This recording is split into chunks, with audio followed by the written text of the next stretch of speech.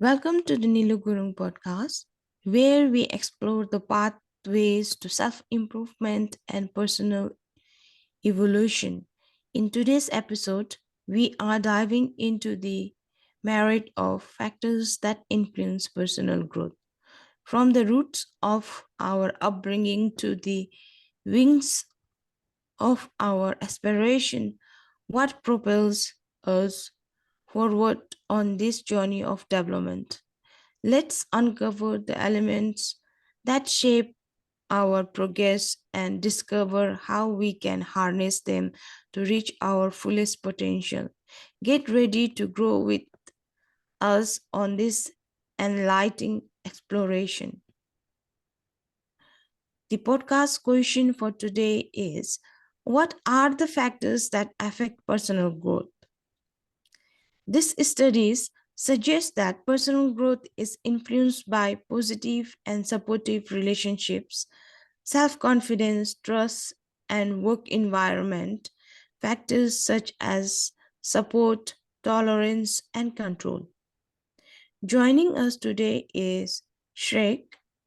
He is a mindset coach and clinical hypnotherapist, helping people eliminate negative emotion and trauma so they can reach their full potential. Welcome to the podcast, Shrek. Yeah, hello, Nilu. How are you? Been looking forward to this. I'm doing good, thank you.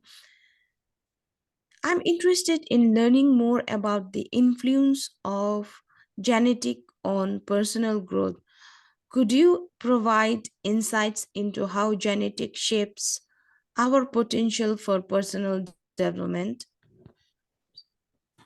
Yeah, and personal development is, of course, as everybody knows, extraordinarily important to be working on. And, there's of course, also a certain relentlessness one needs in order to grow in their lives, to develop in their lives, whether you're looking at emotional growth, you're looking at mental health growth, you're looking at spiritual growth, or you're working on your physical health.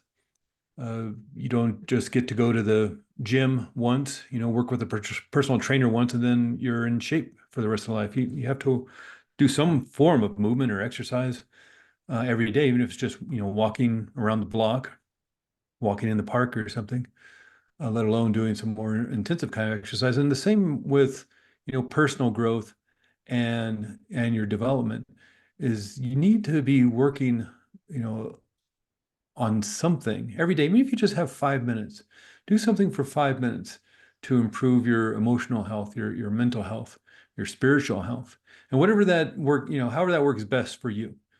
We're all different in terms of how we grew up and the families we life we grew up in, the cultures we grew up in, where we live in the world. We're all somewhat different, and so you're not one technique, one exercise fixes it for everyone. That's why there's so many wonderful books out there. There's so many wonderful courses. There are so many wonderful techniques and exercises to try, and it's going to be different for everyone. And so in terms of, wanting to expand your development and your growth, it's important to try something every day. Not try, do something every day. From Star Wars, Master Yoda, there is no try, there is only do. So do something every day, even if it's just for 5 minutes, to develop and grow spiritually, emotionally, within your mental health, within your physical health. If you only have 5 minutes, do it for 5 minutes. You have 20 minutes, do it for 20 minutes. But as I mentioned before, there's a certain relentlessness to this work, and you can achieve what it is you'd like, regardless of your circumstances. It may require working with somebody if there's some deeper traumatic issues that need to get resolved and to heal.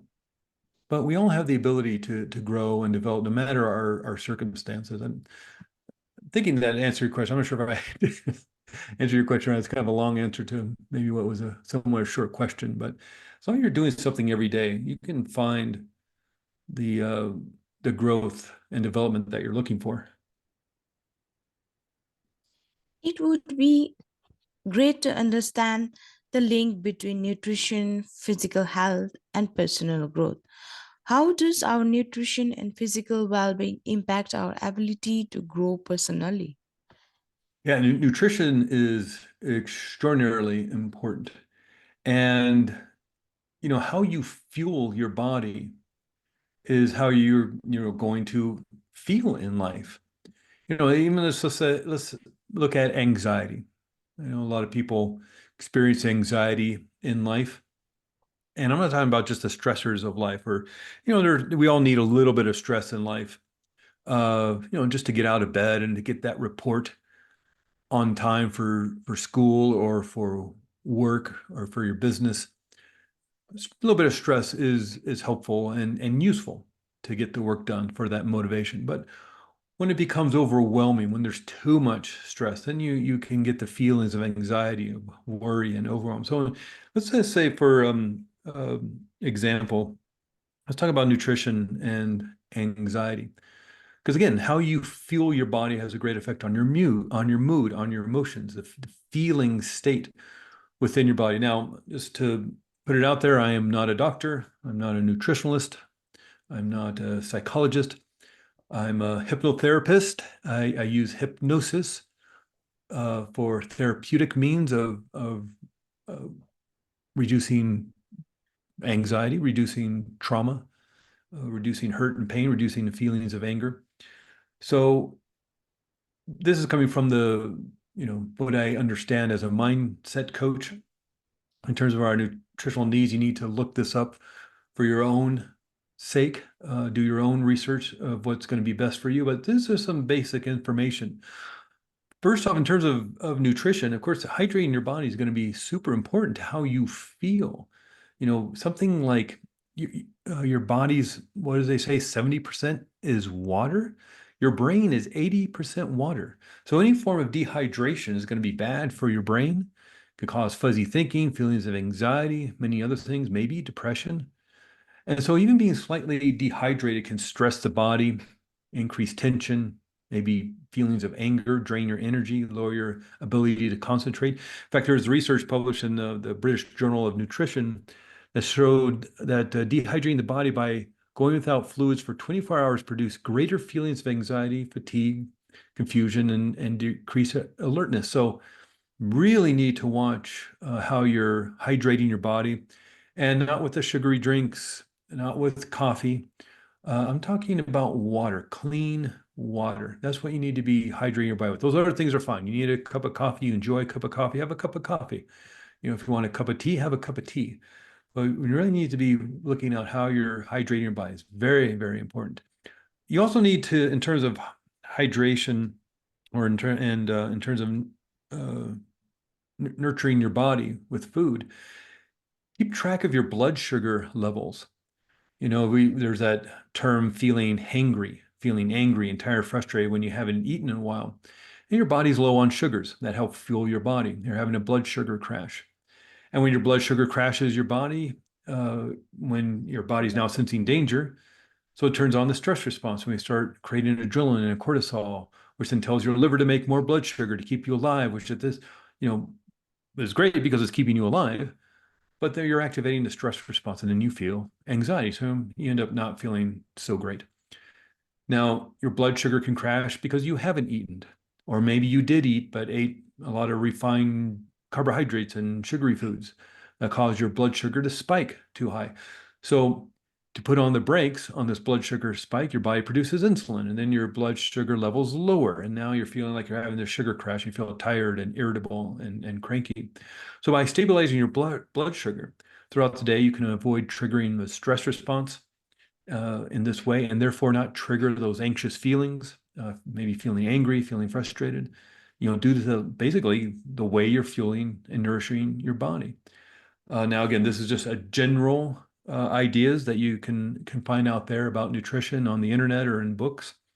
Basically, what nutritionalists and the doctors are saying, eat 3 meals, 2 snacks at regular intervals, eat lots of protein, healthy fats like olive oil, coconut oil, eating healthy snacks, nuts and seeds, hard-boiled eggs, olives, these kinds of things. And avoid foods with white sugar and processed sugar. Avoid refined carbohydrates. That's hard sometimes, I know, when you're going to the store and some of those foods look really tasty and good. But really be careful of how you feel about it. If you have a car, you're not going to fuel your car with lighter fluid or something that's inappropriate because car's not going to run very well, if at all. So again, with your own body, fuel your body to your needs. Now, my mother is 86 years old. She's 5'1", maybe 130 pounds or so. My son is 6'3", 250 pounds, 24 years old. They're going to need to fuel their bodies in different ways. And so that's why I can't specifically say you need to eat this, you need to eat that, because I don't know. You need to do your own research, your own due diligence. Maybe even go see a nutritionalist. Maybe you'll see a doctor to see what's best for you. Do a physical workup. See what maybe you're missing within your nutritional needs. And of course, you need to eat to empower yourself. This is so important. Now, I mentioned before coffee. Caffeine is, you got to watch your caffeine intake. Caffeine's a stimulant, and some people may be producing anxiety. And so be really careful about how you're feeling about it. If you need, it's nice to have a cup of coffee and or, some black tea or something kind of gives you that little boost of energy. But if you drink too much, the coffee drinkers out there may have experienced this. Maybe 1 cup of coffee is great, but 4 cups of coffee really sends you into the jitters and fuzzy thinking and confusion. So really be aware of your caffeine intake. A lot of us don't like getting rid of the caffeine because we start getting headaches or feeling jittery again. And what's going to make you feel better? More caffeine. So you drink more coffee, you drink more soda, more black tea. And so if you need to reduce your caffeine intake, just do it gradually. Maybe you're drinking a large cup of coffee, make it a medium or a small, and then from 3 cups of coffee to 2 cups of coffee, 2 cups of coffee to one, then half coffee, half decaf, and then straight to decaf, and then black tea. Spread this out over the course of a couple of weeks, and you'll find that your body will acclimate to the caffeine as you get off the caffeine. You also want to be very careful of alcohol. There's a lot of research out there showing that, certain like red wine is good for the heart. A lot of antioxidants in red wine. But the problem with red wine, it's also rich in histamines, which may cause problems for some people. And common symptoms of histamine intolerance include headaches, anxiety, insomnia. So, yeah, is that glass of red wine at dinner good for you or bad for you? It's again something you have to find out for yourself. But another big issue with alcohol is that, having a beer, having a glass of wine, having a cocktail will make you feel relaxed, but it may actually inhibiting your ability to lower anxiety and stress because there's this neurotransmitter in your brain, GABA. I'm not going to try to pronounce a whole long name, but the short term for it is GABA. And GABA counteracts anxiety in the brain when the stress response is triggered. However, alcohol temporarily raises GABA levels in your brain, so you feel really relaxed. That's why you feel so wonderful, maybe after a drink or so. But then too much alcohol will crash your GABA level, so you're more susceptible to staying in anxiety longer. So again, you got to watch all the things that you're fueling your body with. Nutrition is extraordinarily important to mood, to emotions, to being able to concentrate. If you're not fueling your body to your specific needs, then you could be, causing a lot of detriment to your how you think, how you feel, to your actual physical health. If you're not sending the nutrients to the right parts of your body because you're not feeding yourself or you're drinking too much of this or too much of that. So nutrition is extraordinarily important. And I highly, highly, highly, again, I'm not a nutritionalist, I'm not a doctor, I'm a hypnotherapist, but I highly recommend that if you're feeling that maybe nutrition's an issue within your health, your mental health, your emotional health, your physical health, maybe your spiritual health, go see a nutritionalist. See what's best for your body, your age. Uh, Go to your doctor, maybe get a physical workup with blood work and the whole deal and see what's going on. As we get older, things change. Maybe we have a thyroid problem, maybe there's a hormone problem. Really need to be taking care of yourself, and of course, fueling your body is one of the most important things you can do to make yourself feel good. I'm curious about the impact of cultural background and societal norms on personal development. In what ways do these factors influence our personal growth? Yeah, I mean, culture is and excuse me, sorry, excuse me, hold on. Sorry about that. Drink of water real quick. Culture is extraordinarily important. Uh, so many research studies out there show that how you're nurtured in the home and how you are nurtured, how you grow up, is important to, how you feel about yourself, about your community. If you have a strong, resilient community, strong cultural background, then that may enhance your self-esteem, your self-confidence. Or maybe if you live in a culture that's not um, promoted very strongly. Here in America, where I am, people come over, they immigrate to this country, and over the generations, they sort of lose that identity. Maybe they come from Ireland, maybe they come from Australia, maybe they come from West Africa, maybe they come from South America, coming from Peru or Guatemala or Venezuela. And the parents, grandparents, they're steeped in the culture. But as the kids go to high school and they meet other kids from other cultures, other communities, they sort of lose that because they don't identify that. They're in a different place. So they don't understand the cultures. And of course, that can create maybe an identity crisis. And so, of course, you got to work with what's best for you. Maybe it's best if you don't, go so far deep into your culture because you don't live there anymore. It can be confusing maybe, but you don't want to lose your identity of your heritage, of your ancestors. So it can be quite the tightrope walk of, becoming, especially if you've immigrated to a different country. Maybe you're German and you move to Australia. Maybe you're Australian and you move to Mexico. Maybe you're Chinese and you move to South Africa. How do you maintain your culture that you grew up with and yet live in a place that's totally different? Does that affect your identity anyway? So I think you have to just do what is best for you and what makes you feel confident, makes you feel strong and empowered. And if that's maybe identifying more and studying and researching and participating more in cultural events uh, of your heritage, of your ancestors, that's great. But if that doesn't feel right because of where you're living now, maybe you don't have that around you. Maybe you find new techniques to use to help build up your mental and emotional health. Again, it's a kind of a non-answer, I know, but it's hard to prescribe for somebody because in and of itself, I don't know what the need, you don't know what the person's real needs are. And the person's needs may be to self-identify as themselves. Instead of saying I'm Craig Merriweather, and you can't be more English than that. I think doing those genetic tests that you send away to show your heritage and your ancestry, I'm something like 95% from the United Kingdom.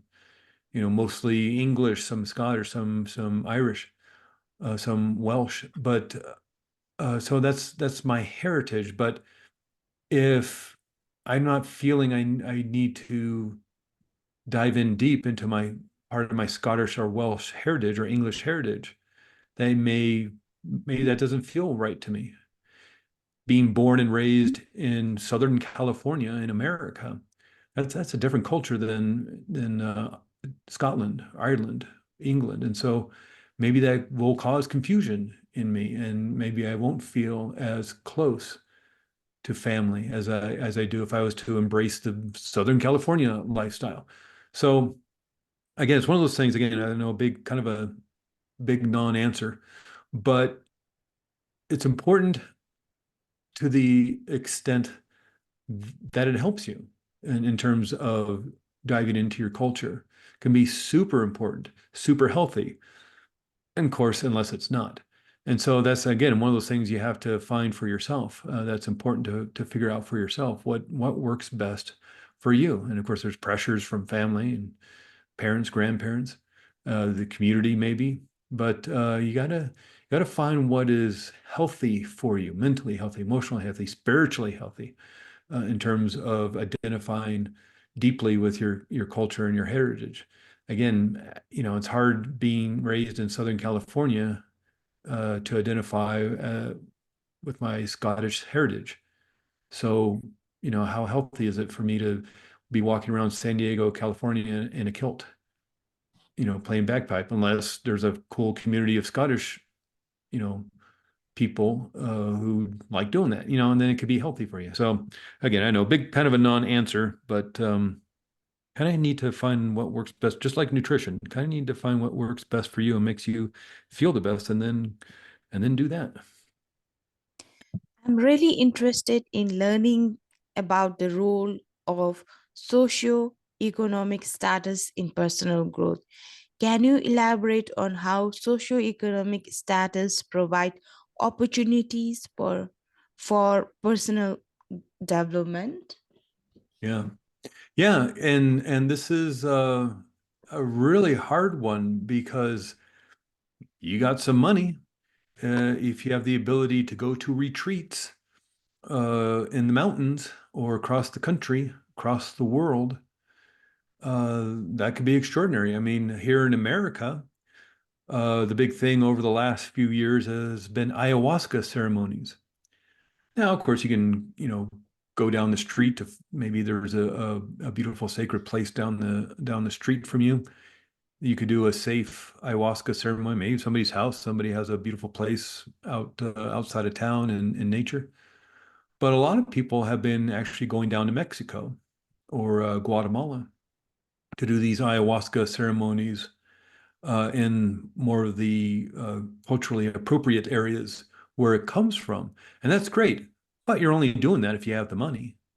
You're only doing the ayahuasca ceremony down the street if you have the money. They're not cheap. It's not like going to the movie where it's just a couple of bucks. And so if you don't have the money, you're not going to be able to experience that, at least in that way. I'm sure maybe on the internet you can figure out how to do it yourself, but then you're losing the power of maybe having someone who's specifically trained through their family heritage, even on how to run an ayahuasca ceremony. So certainly social economic issues are very prevalent in growth and development because you have the money to find the growth and development. On the other hand, maybe the best thing are the challenges of not being able to afford a $5,000 American dollar ayahuasca ceremony. Maybe just going to the library and finding a book, or going to your used bookstore and finding something, or finding some, you know, information on the internet, some videos on YouTube to help you out. A lot of the great masters that have come around and taught didn't have any money. Certainly, Mother Teresa did not have any money. Gandhi, not a lot of money. Um, you're looking at uh, the Buddha, Siddhartha, way back when. Yeah, he started off with a whole lot of money and walked away from it, Prince Siddhartha, and tried all sorts of different ways, according to the stories, of finding enlightenment. It wasn't until he sat down underneath uh, to meditate that he found himself. And then he didn't go off seeking in riches. He went and taught. And yeah, he actually went into the towns to beg for food. You know, Jesus did not have a lot of money, according to the stories. What does he say? Take one one piece of clothing with you and a walking stick, and then go out and do your work of preaching the gospel according to that tradition. Now, he also had benefactors who helped out, as it seems. So it's that kind of double-edged sword. You sort of need the money, but maybe there's ways of doing it without the money. Maybe you can volunteer at the retreat center, if you don't have the money. But in terms of what works for you, yeah, it's great to have the money. You can go to those retreats, you can go to the workshops, but maybe the best thing you can do is just find a place, a beautiful place indoors, a beautiful place outdoors, sit underneath a tree and just focus on your heart. That doesn't cost anything. That might actually be the best thing for you. So again, double-edged sword. It might be the most wonderful experience to travel across the world to do an ayahuasca ceremony or some other kind of ceremony or ritual. On the other hand, maybe the best thing for your spiritual growth, your emotional growth, your mental health growth is, again, just to find a beautiful place out in nature, a beautiful place in your home where you can just sit and meditate or do whatever ceremony or ritual you need to do without needing any sort of money. There was uh one of the people I really like to read and hear speak is a person by the name of Damien Eccles, and I'm not going to go too deeply into his story, but he was in the early 90s, 1990s here in America, was accused of murder, murdering some children. If you want to look it up, it's called the West Memphis 3 case. But he was in prison for 18 years. And he would just, whatever books he could get his hands on that people might send to him or he could get through the library, he used. And then he just spent his time in a cell, off and on, in a cell by himself for many years, doing the practice, doing the work under extraordinarily harsh conditions of being in a prison in the south of America in Arkansas. And so he, of course, was a poor kid and was one of the issues of him being thrown in jail, falsely being accused of this and being in jail for 18 years because of his social economic situation. But that was the best thing that could have happened for him, as he talks about.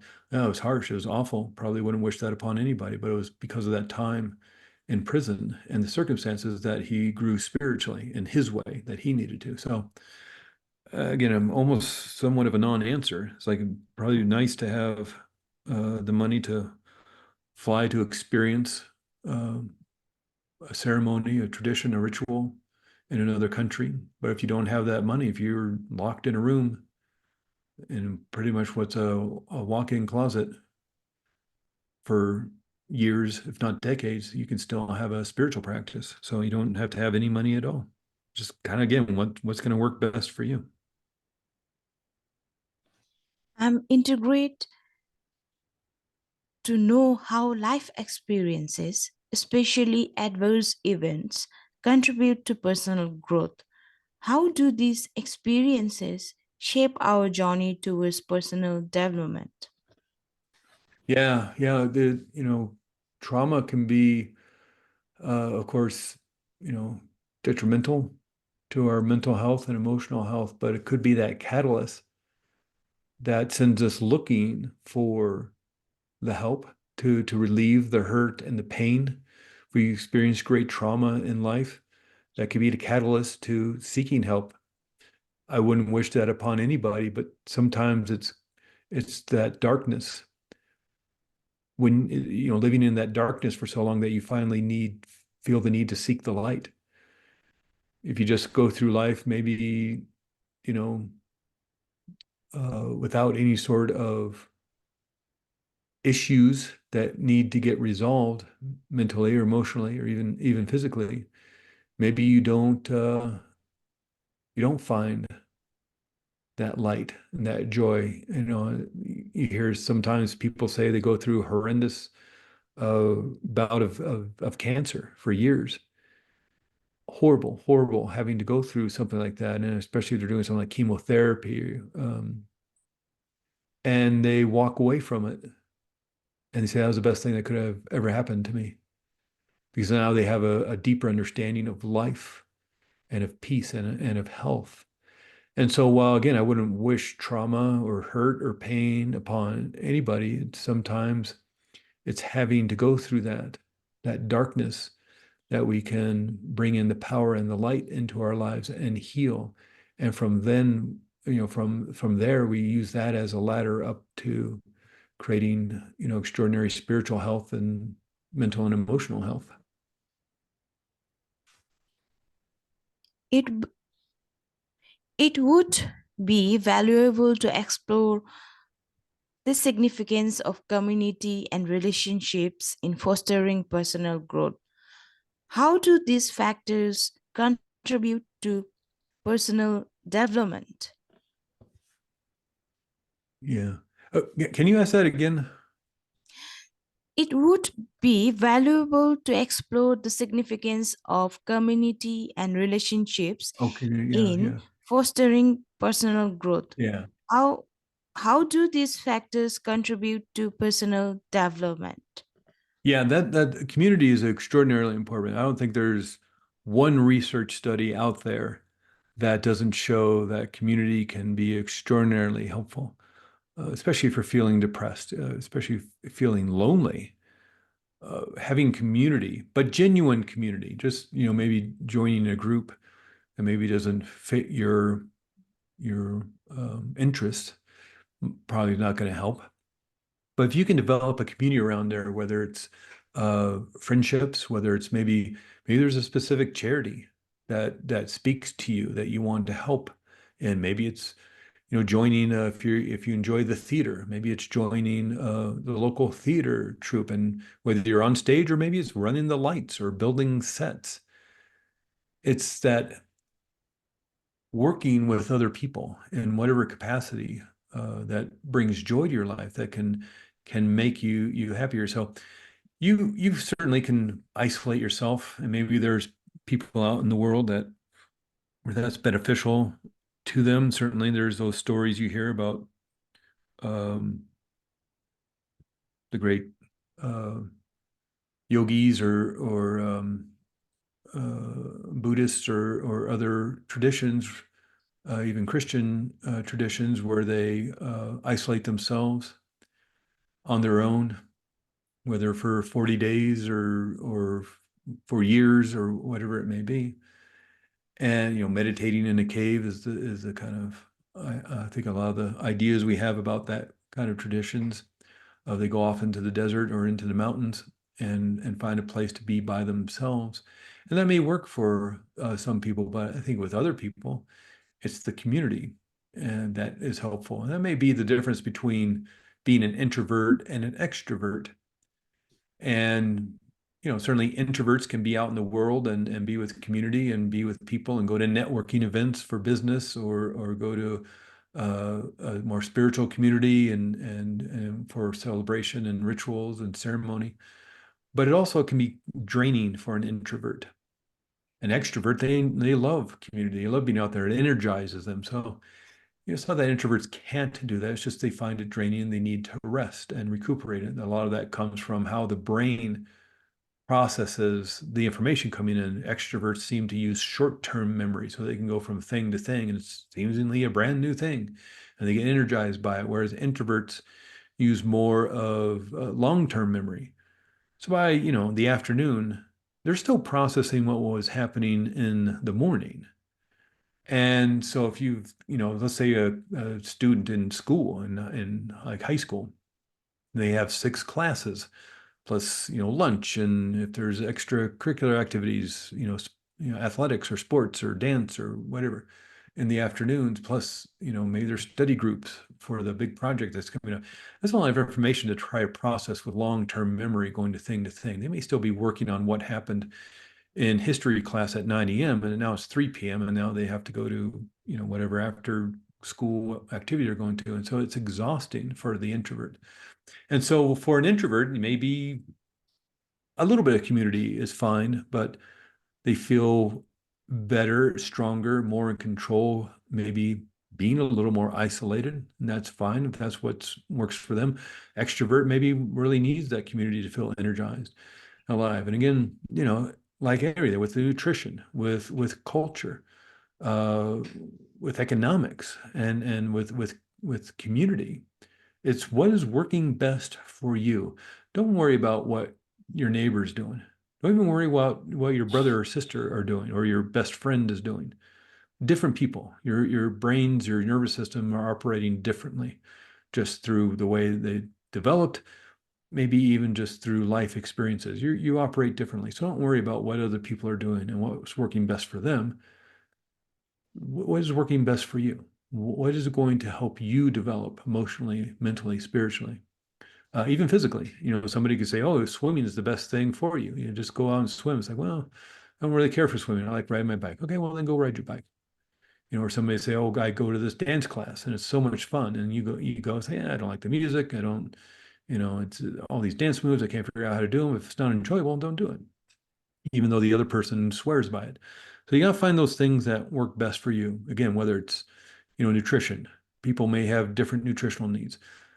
Economic needs. Yeah, if you have the money to travel around the world to seek out enlightenment, well, that'd probably be really fun and be a great way of just experiencing life. But if you don't have that money, what can you do? Can you get a book out of the library? Can you watch some videos on YouTube? Can you just go out in nature and find your tree that you sit under and spend some time meditating? So find the things that work for you, and especially community.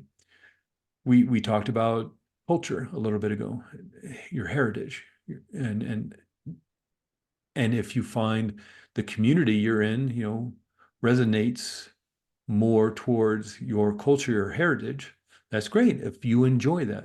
But maybe it's something totally different. Like again, maybe you love a certain style of dance. Maybe that has nothing to do with your particular heritage. If you may fall in love with ballet, and then maybe that has nothing to do with your heritage, your culture. But if that's what you enjoy doing, certainly you should go study ballet or modern dance or hip hop or whatever. Even though it's maybe not specifically your culture, if that's what you're enjoying, why not do it? Now, be so helpful to your mental and emotional health. And I say, as long as it's healthy for you and it's not harming anyone, I say go for it.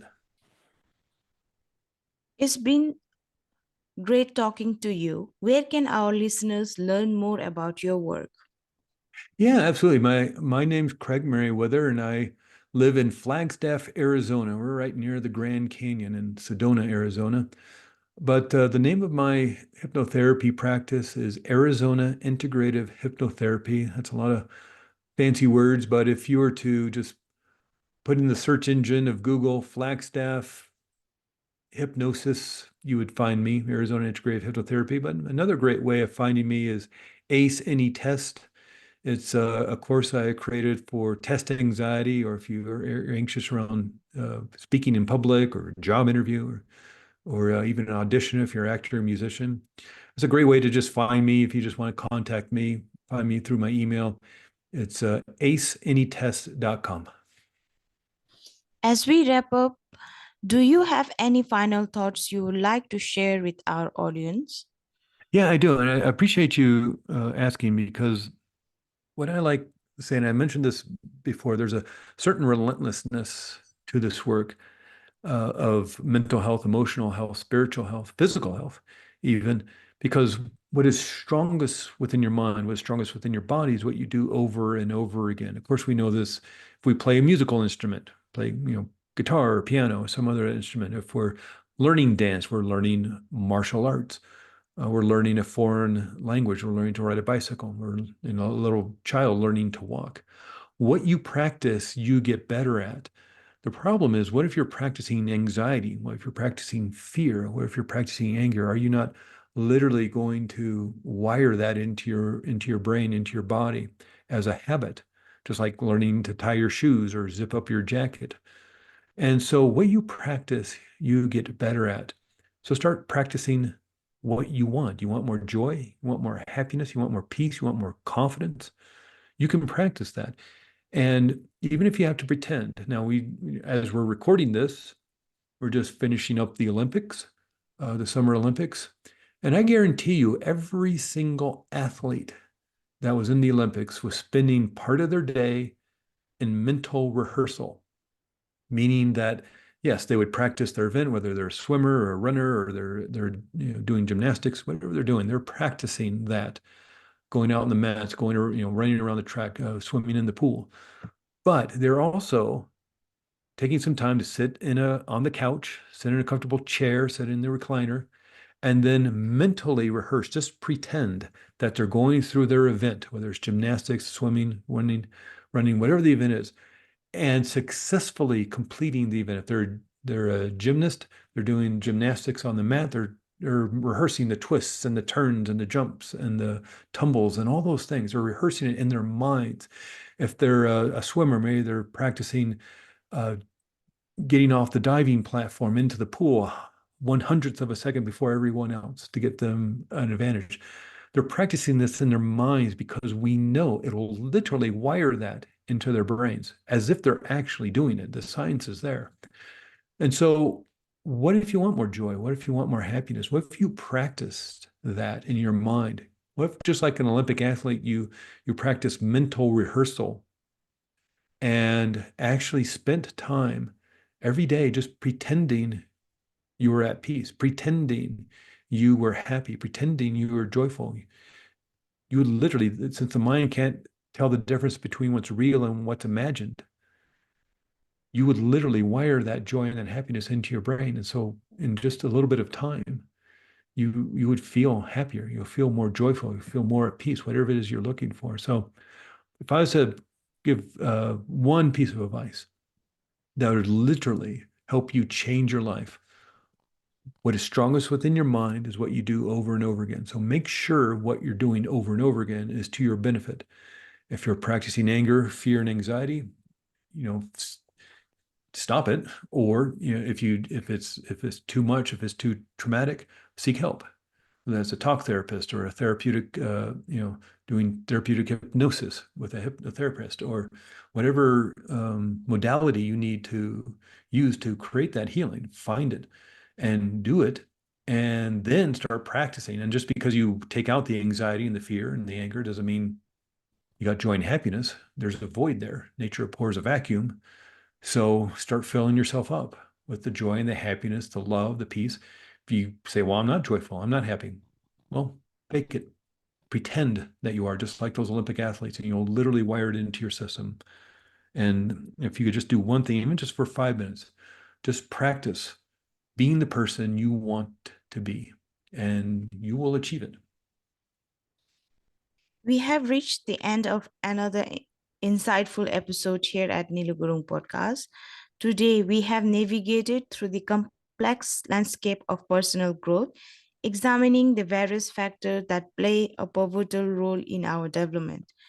As we part away, I invite you to reflect on this influence in your own life and consider how you can actively engage in them to foster your growth. Thank you for joining us, and until next time, keep striving, keep going, and keep discovering the best version of yourself.